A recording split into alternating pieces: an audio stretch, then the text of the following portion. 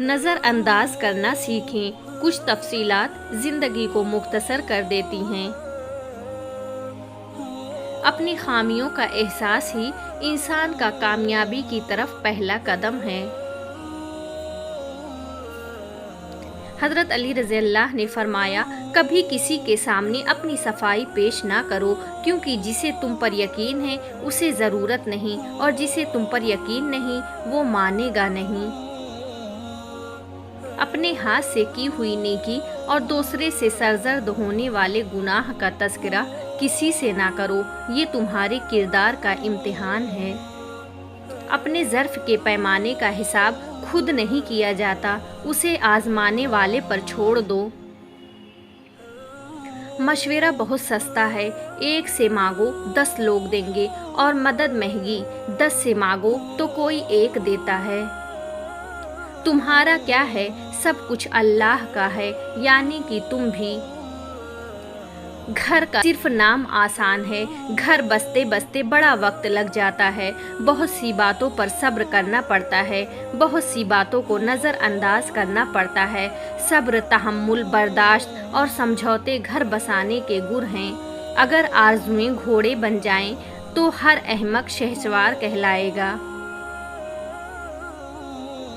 خوبیاں ڈھونڈنا بھی ایک خوبی ہے، اور عیب ڈھونڈنا بھی ایک عیب ہے۔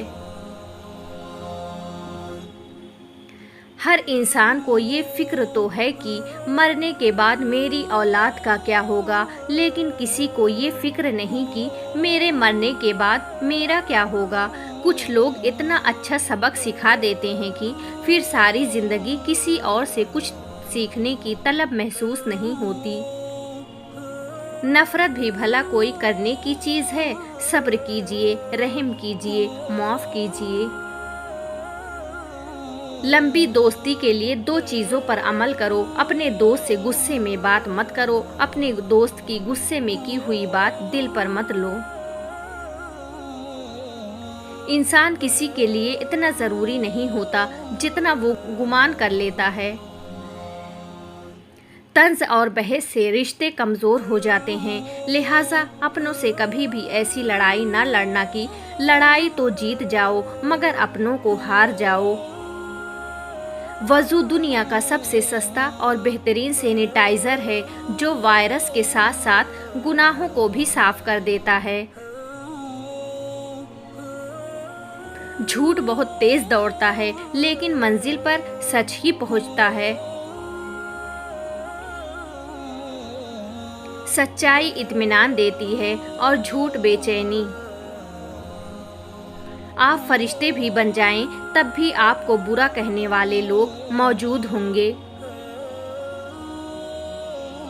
انسان کی تربیت کا فرق ہوتا ہے، ورنہ جو سن سکتا ہے وہ سنا بھی سکتا ہے۔ زندگی بہت میٹھی ہے، اگر آپ اس میں اپنی زبان کا زہر شامل نہ کریں۔ میں نے زندگی سے پوچھا کہ تو اتنا مشکل کیوں ہے؟ زندگی نے ہنس کر کہا، دنیا آسان چیزوں کی قدر نہیں کرتی۔ کس کس کو راضی کرو گے؟ بس ایک رب کو راضی کر لو، سارے مسئلے حل ہو جائیں گے۔ منافق لوگوں کی پہچان، یہ آپ کی خوشیوں میں سب سے آگے اور مصیبت میں سب سے پیچھے ہوں گے۔ 3 چیزیں انسان کو باکمال بنا دیتی ہیں: ٹھنڈا دماغ، میٹھی زبان، نرم دل۔ درود پاک پڑھا کرو، زندگی پریشانیوں، مصیبتوں اور مشکلات سے پاک ہو جائے گی۔ یا اللہ، تو سب جانتا ہے، سب کی مشکلات ختم فرما۔ حسن کی مثال تو محمد صلی اللہ علیہ وسلم ہے، لیکن محمد صلی اللہ علیہ وسلم کی مثال کوئی حسن نہیں۔ درود شریف وہ واحد عبادت ہے جسے قبول ہونا ہی ہوتا ہے۔ پلٹ کر جواب دینا بے شک غلط ہے، لیکن سنتے رہو گے تو لوگ بولنے کی تمیز بھول جاتے ہیں۔ سوال کر لینا بدگمان ہونے سے بہتر ہے۔ غم ہو یا خوشی، अल्लाह वालों को ये दोनों अल्लाह के और करीब ले जाते हैं। गुनाह लज्जत की वजह से गुनाह ना करो, लज्जत खत्म हो जाएगी, गुनाह बाकी रह जाएगा। और नेकी और मुशक्क़त की वजह से नेकी ना छोड़ो, मुशक्क़त खत्म हो जाएगी, नेकी बाकी रह जाएगा।